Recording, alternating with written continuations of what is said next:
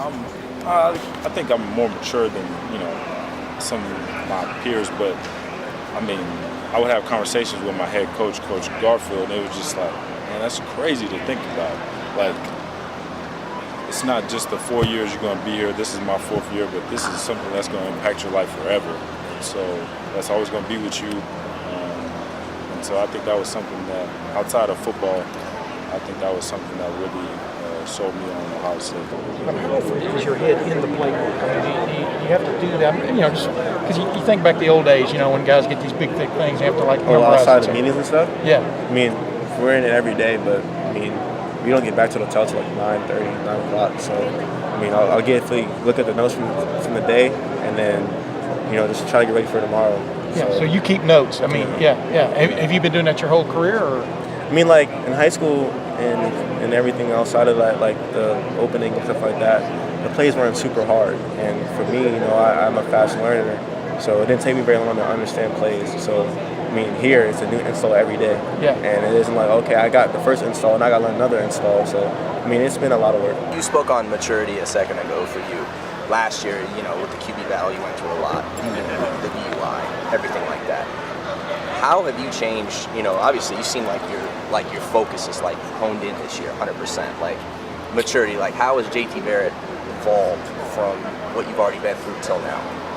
I think you just learn from past experiences. I think the things that happened in my past, like I said earlier, I don't regret them by any means, because who knows where I would have been. Let's just be honest. Like the things that happened, even in your life or anybody's life, the good or bad, like those things make you who you are, and that's a real thing. And I'm not afraid to shy away from those things. Like I said, they make me who I am today, and I like who I am. I think I'm a better person for it. I'm growing as a person, and I think that's just making me, like I said, a better person and also a better football player for those things. So. A problem with. Who are you rooming with? JT. JT? Yeah. Do y'all talk all the time about stuff, about football? I mean, usually after practice is over, get back to the hotel, I'm pretty tired. Yeah. But I mean, during practice and during meetings, I do ask some questions just so I can be more familiar with what I got to do. But definitely get to the hotel room, ask him why he does certain things and give me answers. So I appreciate it. Obviously, your expectation is elevated. Being one of the best players in the country. Do you feel any pressure? Being in that situation at all? Nah, I've said this before. I heard from Peyton Manning that pressure is something that you feel when you're not prepared. So I think this year we're going to be a very well-prepared team.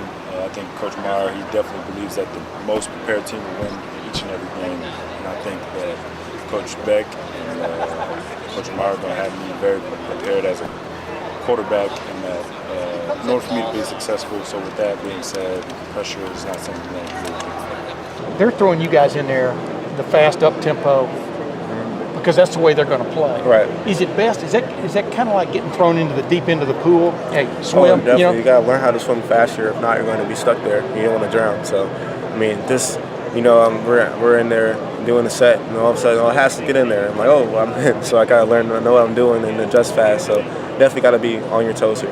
Looking at the rival, for Ohio State, do you feel like Michigan is catching up to Ohio State right now with Harbaugh and the development that they've gone through, or do you think that you guys still have that edge over them because you beat them like 12 out of 13? I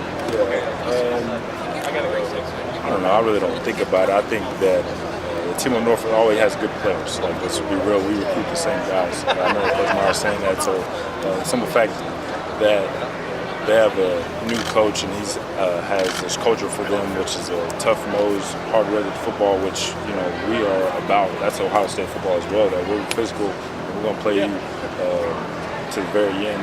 Everything matters. Kind of a grinded-out type of game, which, like I said, we're totally about.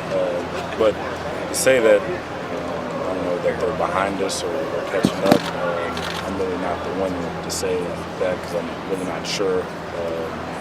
I think, like I said, they always had good players, they always had good coaches, but something was wrong. I'm not sure what it was, but I think that our rivalry is always going to be something, despite Coach Harbaugh or anything like that At the end of the day, Ohio State and the team of Norfolk, two good teams that are going to play each other at the end of the year, and it's going to be a good game. That's what it is.